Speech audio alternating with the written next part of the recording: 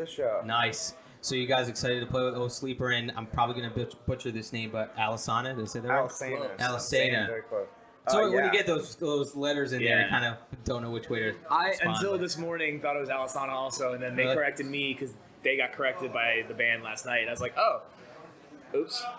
It's funny how that works. I always like say something, and then after like 5 times, someone will catch me and be like, "Dude, that's not how you were supposed to pronounce it." Bro, you're saying it wrong. I always say this to people. Ibanez, when I first saw the guitars, I was like Ibanez. Like, oh, an Ibanez guitar. People are like, "It's a Ibanez. Why you putting that like inflection? I guess you would say on it." Yeah, I got a question already. Oh, here we go. So were you just signed to Revival Records? Uh-huh. What? Well, I guess it wasn't just. It was at the beginning of this year. Yeah. It was the beginning of this year? Yeah. What did that feel like? It was great. It was good. Our contract was up with In Vogue Records. Oh, so you were signed before this? Yeah. So it wasn't your first time? Mm-mm. All right. No, and the Incubus is actually our 3rd studio album, so... Okay. Yeah, but getting with Revival was awesome. Their motto is, good music by good people, and they definitely live up to it. Like, they're very passionate and creative people to work with, so... Were you looking for a new label, or was it just like something that came to you? We were just wanting to see what we could get, I guess. Yeah, so you put it out there that you were looking for something new. Yeah. How did you do that? Managers. Oh, okay. All right. We had reached the end of our contract with the label we were on previously. Yeah. And once we fulfilled the contract with the time and the albums that we needed to do, we were basically off label when we wrote and recorded the Incubus. Yeah. And we knew we wanted to do the album on our own, just for whatever reason, creative or monetary. We didn't want to be beholden to somebody else to make a label or to make an album. And we finished the album. We knew we loved it as much as we could, so we wanted to make sure we got with somebody or with a label that would love it as much as we would and would get behind it as much as we would. And that's really what Revival did. Yeah. And that's a good point too. Like when you write an album and you're with a label, how often do they butcher it? Or do they pretty much keep it? Never. With us, never. No, that's one of the things, and it's 100% creative control. Yeah. Wow. That's one awesome. We would not give that up. So. Because laymen, we don't get that idea. Yeah. We get told basically, like, you get signed to a label, like, say you get signed to Sony or something like that, they're making you sound the way they want you to sound. It definitely can happen like that. A lot of times, we have it in our contract. Okay. Where I won't let that happen. we All have right, well, that's good. That's really good. 100% creative control over the music and other things that would be creatively controlled. But you do see that a lot of times with other bands where a label will step in and, kind of you get this too many cooks in the kitchen thing. So that was always a strong point with us. Like, we're not budging on creative control. We write the music we want.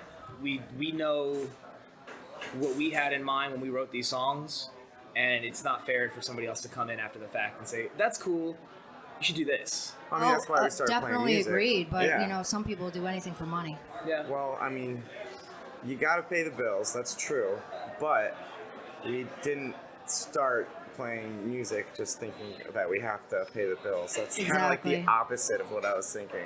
It's going to have more bills. Well, and, I like the fact, too, that you bring that up because it's, a lot of kids, they have dreams of they're going to be musicians and they're going to be famous and they're going to be swimming in tubs full of hundreds. But it's like... Scrooge McDuck syndrome. You didn't think that way. So how did you prepare for that? How did you say, like, all right, I know I'm pretty much going to be a pauper for this long. Like, what did you do in your life? Did you save money for, 10 years? What did you do? Tough it out. Yeah. You got to tough it out. So you ate, ramen noodles every night for, a year? No, peanut butter and jelly. There's actually a video we have of one of our first tours where we're touring in a minivan, which we toured for years in a minivan. It was terrible. I know a bit, Folly. Did you ever hear Folly? No. Okay, I'm friends with them, and that's what they did. They toured the U.S. in a van, in a creeper van. Yeah, it was tough, but we were eating peanut butter and jelly just with spoons because we didn't have any bread and everywhere was closed. Yeah, you gotta tough it out. You gotta cut your teeth, man. Like every band that goes out, you go out on your first tour, your first few tours, and you realize oh, this is a lot harder than I thought it was gonna be.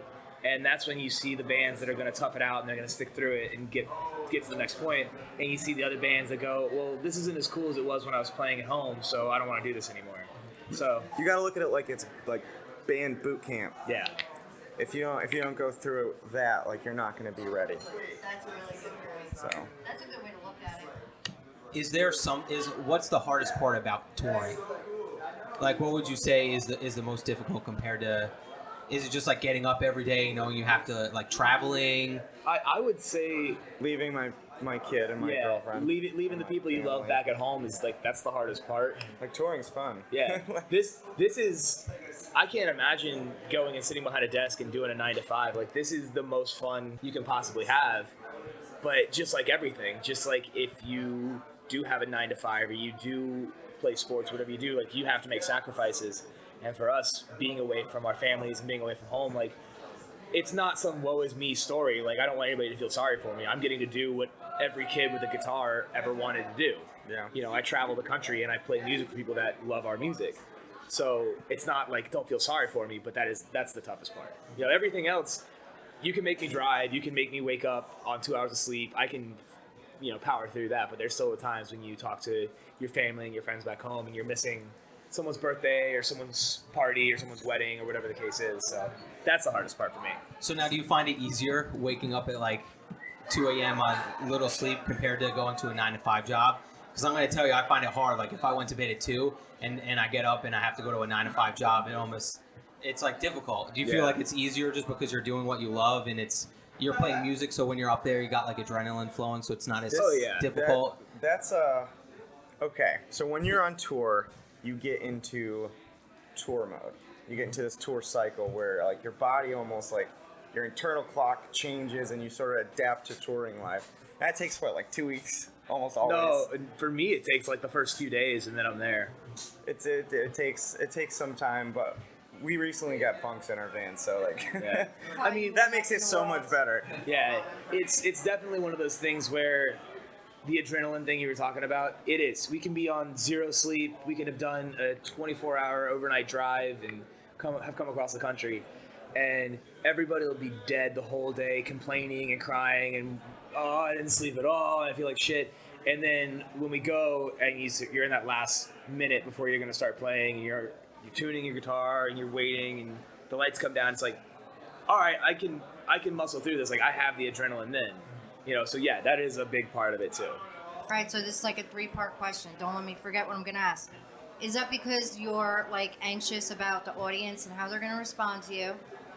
And part B is, what did it feel like the first time you saw, like, a huge crowd looking at you, waiting for you to play? And that's why I wanted to ask all of them. All right, you can answer 2 questions, and I'll try to remember the last one. What was the first part again? Sorry. See, that's what I'm Yeah, saying. my brain's not what it used to be. Do you feel like you can push through, like you said, you can push through that set? So can you do that because you're like, are you anxious about the crowd?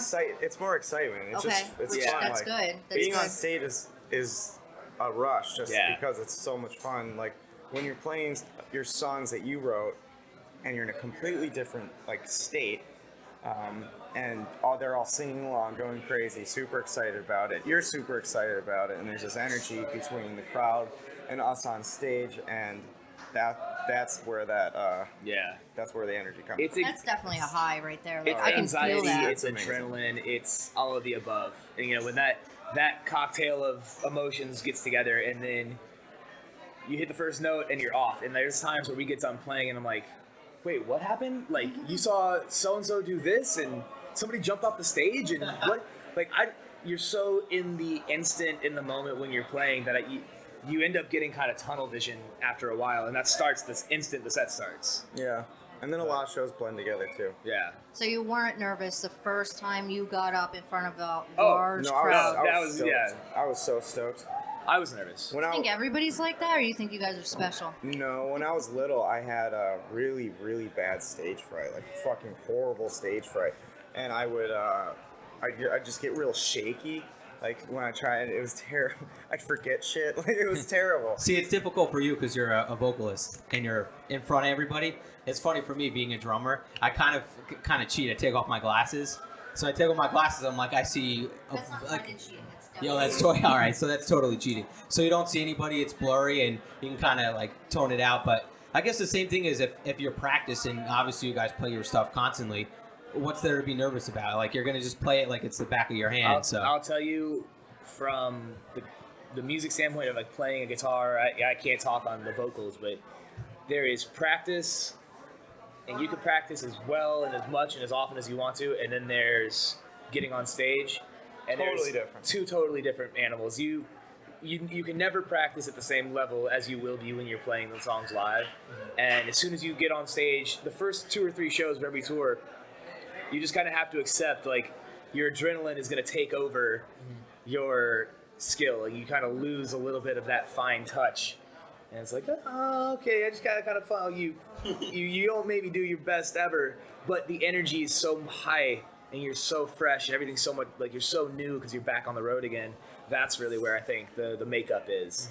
And then once you get into the groove, everything kind of settles down, and then it goes to that muscle memory where you can kind of take a step back and enjoy more of what's going on around you, unless you're doing what we do and bang your head the entire time. I don't see anything on stage. Do you guys have anything stage-wise that you do to kind of engage more fans, or you guys get up on stage and you go crazy? For instance, like, I don't know if you've heard of them, the band Motionless in White. They get up, they have like their image basically, like white paint or whatever. And some, like, obviously if you're a more famous band like Metallica, they have like flames and stuff like that. Do you do anything stage-wise, or is it just we go up there and try to look more like a band and just rock out? Yeah. Not yet. Like that's definitely coming, but not yet. And that falls into the whole production of a show, and that.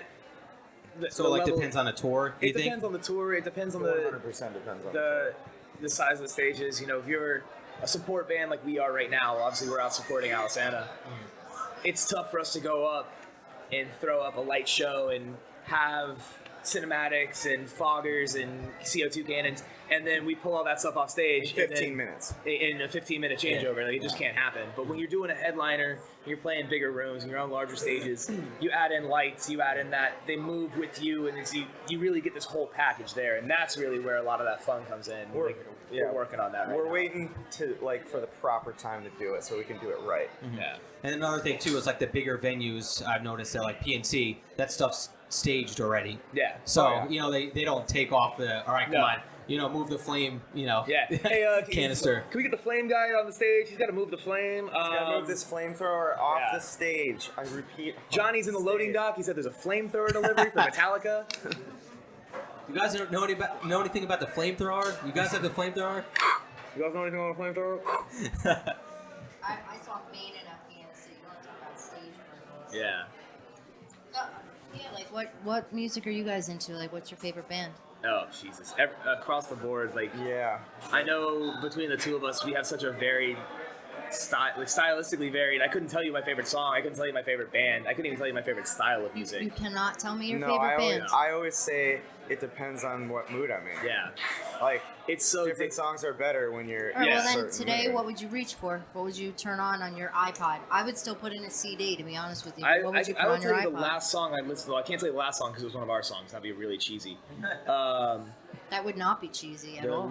Last I don't think so either. thing, cliche. There we go. Better. The last thing I listened to on my iPod before our album was Silent Planet, and it was just, I wanted to listen to some really techie metal, and it was cool. But some days I just want to listen to like some really simple, delicate acoustic singer-songwriter stuff. Like, it just Some entirely explosions depends. in the sky. Yeah, it depends on the mood. Like, if I wake up one day and I just want to hear like, Some metal.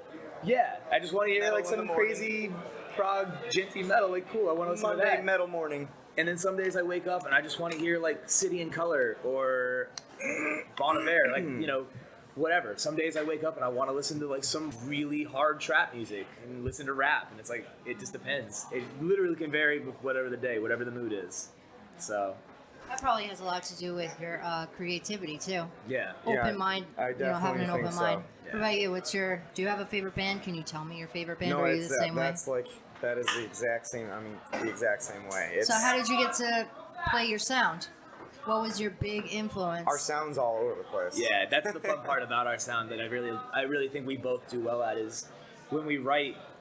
We have a root sound. Yeah. That we keep throughout everything, but we add elements of, because we do concept albums. It really depends on what's going on in the story in that song, and that's going to determine like how the vibe is for the song. Like if it's more upbeat, if it's heavier, if it's softer, if it's sad, happy. It needs to be electronic driven. If it needs to have more. If it needs to sound crazy. Yeah. And there's just different ways to go about that. So you guys go to school for like music theory? Nope. I went to an art school from kindergarten to 9th grade. You're very knowledgeable in the field. Just like through your discussion. I mean, JT's been writing songs since he was a kid. Yeah, since 6th grade. I've been playing music since I was 12 years old. Thank So God probably you around didn't turn out to be same, a Justin same Bieber. Age. Yeah, I was 12. Yeah, I was 12 when I started playing guitar. I mean, and before I was with these guys, I had a small studio in Tampa. So it wasn't like I went to school. I just kind of like did everything wrong until one day I did it right. And then I was like, okay, now I'll remember that for next time. Yeah, we both pretty much just learned from experience. Yeah. Best way, honestly. Yeah. Some of this stuff you just can't learn in a classroom. You're not going to read it in a book. So wait, one more. So I heard you have a girlfriend. You have a boy, daughter. girl, a daughter. Because you look like you're like 19. So I'm 24. you're 24. All right. Well, you might as well be 19. How old are you? 30. 30. Okay. Well, that's still pretty young. How old's your daughter?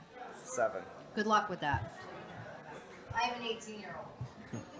Hey, she kicks ass. I Oh, love I'm her. sure she does, and she'll continue to do that, but She gonna kick your ass. somebody else you gotta worry about. Yeah.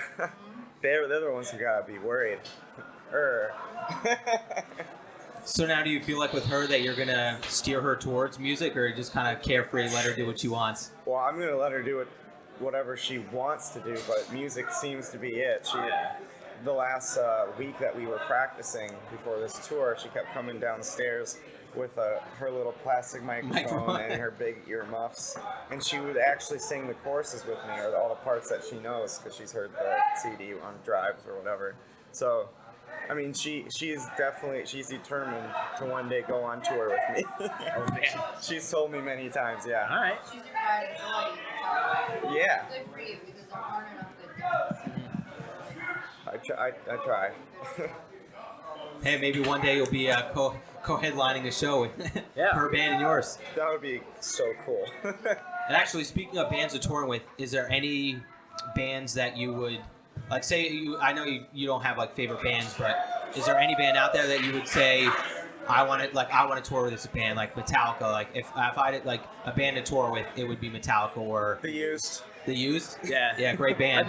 I think we both grew up listening to those albums that the Used would put out, and just they had that kind of like chaotic, hectic, artistic vibe Sound, to them. yeah. It's so catchy. When everyone Very was still catchy. doing this like very mainstream rock, very like right up the middle, and the Used was kind of doing this cool thing where Such interesting like Foley effects too. Yeah. Like everything they did. you really got more of a picture of a soundscape in a song versus just hearing like, oh, there's some drums and guitars and vocals, and you could hear like a door opening at a part where somebody's supposed to be coming into the song. You hear birds chirping, and you hear cars driving by.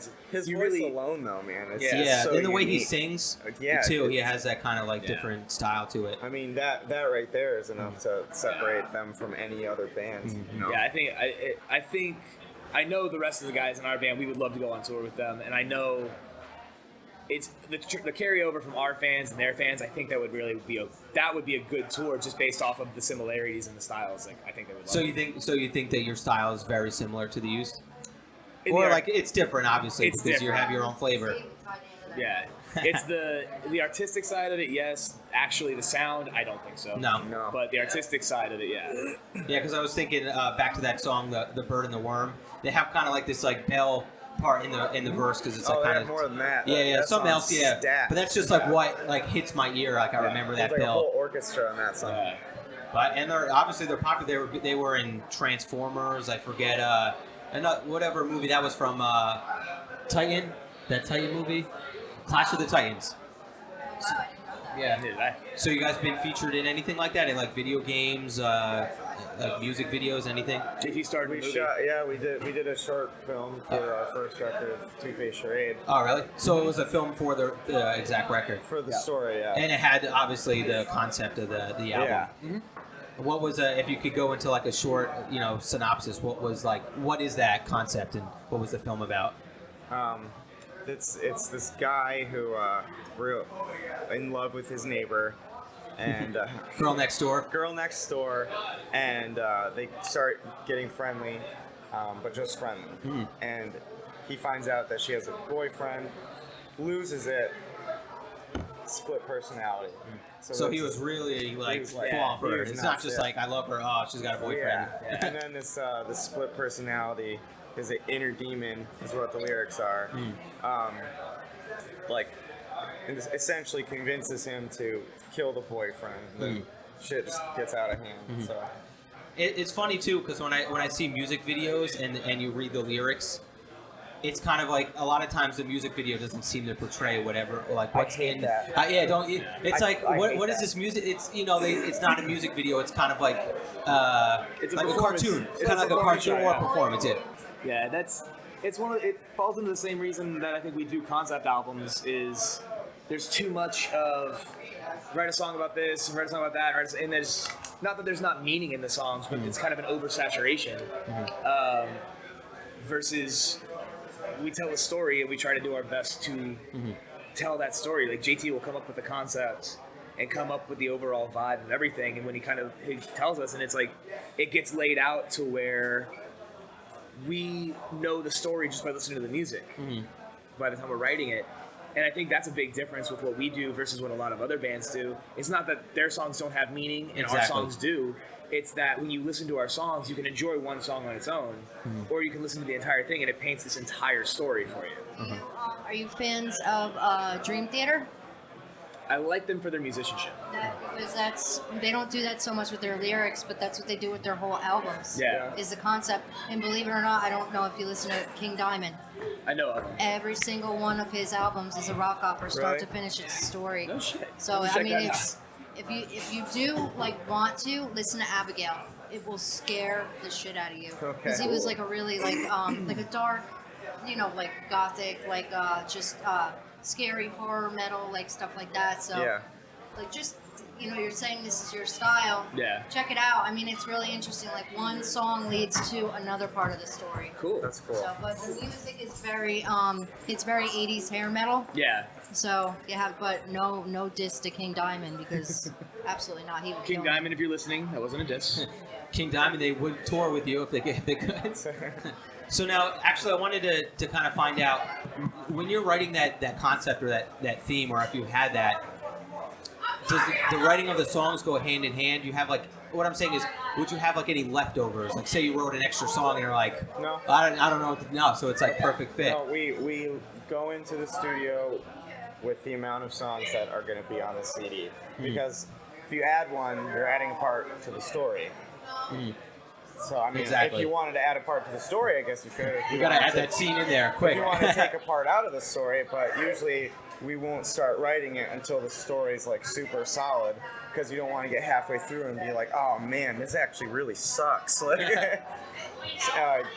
everything to avoid that. So I guess that makes it easier because you guys have that structure where it's just not like we got to write another album, let's just wing it, Well, it's cool because like he was saying earlier, it's not like other songs don't have meaning.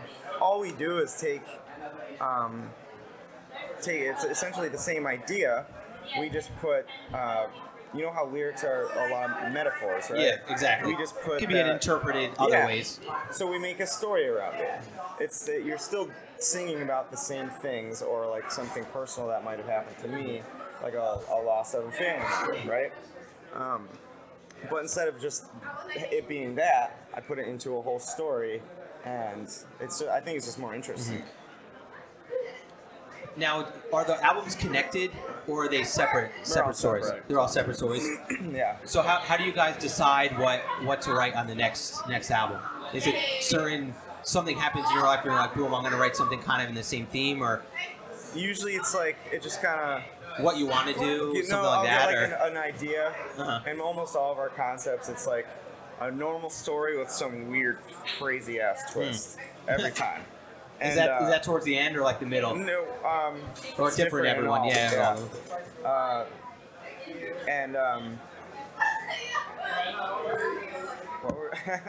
I got totally lost in the concept. No, just about like that the albums were connected in any way, and then you said that they would the twists in the stories. Okay, how they come to me. Yeah, like would they be in the middle or at the end? Like you said, like where would the twist be?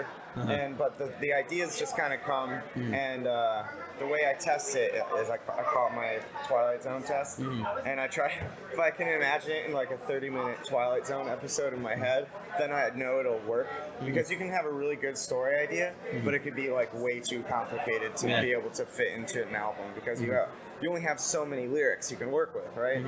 So, and you have to find, that there's a fine line.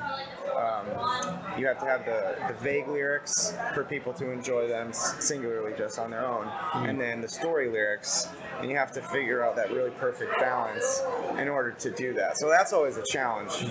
But how long does it take you to write an album? I'll do research on stuff for like 6 months and write a whole notebook of stuff. I would imagine at least. So if you want to count that, we take like almost easily a year just to write it. Just on the lyrics. Yeah. Just to write, the music comes first. Yeah. We tell the story with the music first, and that's where you get those vibes. And then I'll write the lyrics and the melodies. So like the idea for the story, I understand that it comes from the music, but like it has nothing to do with actually like the something. other way around. Yeah. The music comes from the story. It's Yeah. like, picture like you're scoring a movie, but there's no movie. Yeah. Okay. It's like a musical. I love musicals. The story Right. definitely comes into play. Like once JT has gone through and done the research and has the outline, think of if you're writing a screenplay or if you're reading a screenplay, it's a better idea, and you can read it, but you're only reading like the bullet points, like you're reading the scenes, so to speak. And then once we have that, he and I get together and, we'll say, okay, this song needs to have this kind of feel. This song needs to be creepy. This song is in a nightmare feel, so this song needs to be chaotic. This song needs to be more mellow. And then we get into the writing. We write a song to make sure it fits what's being told in that story. That part of the story has to have the right song attached to it. We wouldn't want to write kind of like a poppy, upbeat, catchy song if the whole world is falling apart to the main character in the song. Yeah. So once we have the layout, then we can start writing the music. And then once the music is all written out, then the fine-tuning and the fine details of the lyrics come in after that. So there's really like a 3-step process to how we write all these albums. And Where's the layout come from? Huh? Where's the layout come from? Like, what do you do to get that? Do you just come up with them, or? Yeah, I'll just write notes down on my phone if I get an idea, and then when one really hits, like I usually know it right away. Yeah. Like sometimes, like before I completely the Incubus, understand what you're saying right there. Like when that thought clicks in your head. and it's like this rush, and you're like, oh fuck yeah. But before the Incubus, we were actually working on another concept album, and then and then I was like, guys, we're not gonna do that anymore. How did everyone take that when you just got completely? They're like, all right, let's do it. All right, so troopers. I had slowly started writing some of the music that I was working on, and we had some songs and some ideas that were going towards the old concept, and I just get a text. Hey, totally changed the concept. Okay. Sorry. Kind of random. And I get this whole write down of the whole thing, and I'm like, so we're starting over on the music? Question mark. And he's like, yeah. So it was fine. I mean, that's what happens. You don't always. You do like you said earlier. You do the wrong things to figure out the right thing. Exactly. So I worked like forever on that, and it was also a Nightmare album. So I actually a lot of the research I was doing, I still used on the new album. All right, that answers it, because I was going to say what you were previously working on. Would you keep it like on the back burner and go back to it? No, or is it totally scrapped? I just took elements from it and did something completely And you scrap different. it? Yep. Yeah, totally scrapped. Wow. Yeah, What if it was really awesome? It was, but it was too complicated. Yeah, it was one of those so things. it's not almost necessarily like you had a new idea. It's you improved Well, I did upon it. have And a new idea, and when it hit me, I knew, like, it was like 3 a.m. I was in bed, and I was watching TV. I was watching Family Guy. We're fucking out of nowhere. The whole concept hits me like a train. from the first song to the last song, and I wake my girlfriend up and I'm, babe, give me my phone, I gotta write something down in my notes. And she's like, what? And I just, give me my phone. She gives it to me, and I start writing it all down from 12 tracks, so 12 scenes, if you will. And I'm trying to explain it to her while she's still like half asleep, and she's like, what? I don't know what you're talking about, because it's a pretty gnarly twist in the Incubus. So That album's out now? Yep. just came out. Yesterday. 30th. You have it here? Yeah. I want to get it. Yeah, definitely. So, since we're kind of, it was supposed to be till to 7, so I don't want to keep you guys too much longer. We do some like rapid fire questions and then ended up with some plugs. Craziest thing to ever happen on tour? Like, I know I hear stories of bus crashes, some like big barbecues. It could be positive or negative. Craziest thing. This crackhead lady in Van Nuys, California, Perfect. stole my sweatpants, and then Evan yelled at her and made her give them back to me. And then I watched them a lot. Crackhead, wow. Yeah. It was pretty nuts. It was crazy. She was kind of crazy. Yeah. I'm surprised you didn't run into any crackheads in Newark.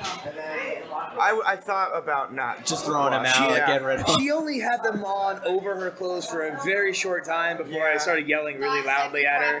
Yeah, Yeah. 5 second crackhead rule. Yeah. I mean, that's a classic. Specific venue, favorite venue, anything that you're looking to play? Something that sticks out in your mind? Like, Oh shit! Favorite venue? Just because it's so fresh in my mind, there's a venue outside Chicago called The Wire. The Wire. That's just like good, Oh, yeah. good people, great setup, great layout. Like there's probably others that I love, but that one was just fresh in my mind. What about you, JT? Same one or? Totally agree. Same one? The Wire I mean, is awesome. This place we're at right now, Webster Hall, is also. Yeah, this is our first time here, and it's really it's sick. What about New York City? Have you ever been here before? Or? Yeah. Yeah. We played other places around New York and Brooklyn and Yeah. those places, but this is our first time at Webster Hall. So Yeah, it's pretty nice. Like I said, I've been here a couple times. There's a couple floors, so you got different genres going yeah, on. for sure. So my side note was New York City. Last one. Do you have any side projects outside of Famous Last Words, or do you have a second job? Because I know a lot of people. We all have jobs. So outside of touring, Yeah. you have something to come Yeah. back But to, or for projects, like Famous Last Words consumes us. Yeah. I mean, I write music for myself. There's no aim or goal or target. I don't intend on ever releasing it. I just like writing music. But I wouldn't say that that's like a side project. That's when I'm bored. just a in the hobby. studio. Yeah. Yeah. I mean, you got to do that. Like, I'll write some like weird little hip hop beats just for fun, just to get away from like always doing like the heavier stuff. Yeah. Yeah, because I hear a lot of people that either, some artists that we interview, it's, outside of this I produce, and then I, record bands for people, and like you said, they have side jobs or they write jingles. Yeah. Like this one, the guy from Overmore. It's funny. Oh Sleeper's singer. The bass player was saying he writes. He was writing for music for like a medical company, I think. And he's like, I don't want to listen to it or something like that. Yeah. But it was just, he was doing it because for the money. Basically, I'll write anything if the money's good for like jingles and stuff. It's all about just repetition and practice. And like, I enjoy producing. I enjoy recording. I do it. In your band now? I do it for us if we're demoing, and I ran a studio in Tampa for a little while. Like, I just enjoy doing it, but it's what JT said. Like, this band consumes so much of our lives, so much of our time It's a and primary energy. focus. Yeah. Yeah, like a lot of this album was actually written on the original song was written on an iPad with this thing called Music Studio, and it's all MIDI. So I it's can, not like GarageBand? Well, no, it's kind of. So you downloaded something else, pretty much? Yeah, Same and I idea. can program guitars, drums, and I'll write an entire song, and then we'll have to transform it to real stuff. Well, now you can plug an electronic kit into the iPad and play like that. You know that drum kit you can tap on? Now you can play that through a MIDI. He would send me these Rough Mario tracks. Mega Man sounding MIDI songs, and it's like, all right, here, go, and I would have to transpose that into real instruments so that we could hear the actual demo. And in his he's got the whole song in his head, and I'm trying to demo the song out for the rest of the band. So interpret what he's trying to we can hear, portray. And it works. I mean, obviously, we make it happen, but it's just we have between the two writers, two totally separate ways of writing. Oh yeah. I can't listen to MIDI because it sounds like a video game to me, and I have to be hands-on. I have to play a guitar and play the instruments and like feel out all those different pieces so I can feel the actual song for me to get the idea. But for JT, he can get it right off the bat. I'm not that good at guitar. So you got to program it. Yeah. All right, so that wraps up my questions. Do you have any last ones for it? No. Do you have any famous last words for I famous saw last that. words? That was coming. Boom. I was caught off guard by that. I did not even see that coming. Oh man. All right, so the new the last one. You guys sound awesome. Like Thank you. it really it was very impressive, your interview. Thank you. Thank you. So if you're listening to this, definitely check them out. We're gonna be checking your show out. So last plugs. I know Incubus was out. Anything? Any shows coming up? Obviously a part of the tour, but Yep. anything you want to plug? Like I know Facebook or yeah. Catch no, us they want to play. catch us on the rest of the 10 Frail Years of Vanity and Wax store. Jinx. It's a long one. Yeah, it's Yeah, a mouthful. Yeah, come out, check us out on the tour, and go Facebook, buy the yeah. Incubus. Go by, help support them. All right. That looks like it's it.